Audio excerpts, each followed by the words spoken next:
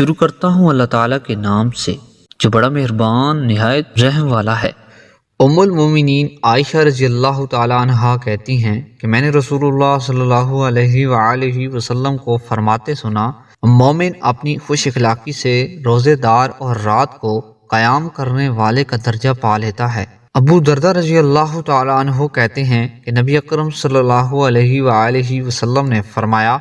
قیامت کے دن میزان میں خوش خلقی سے زیادہ بھاری کوئی چیز نہ ہوگی۔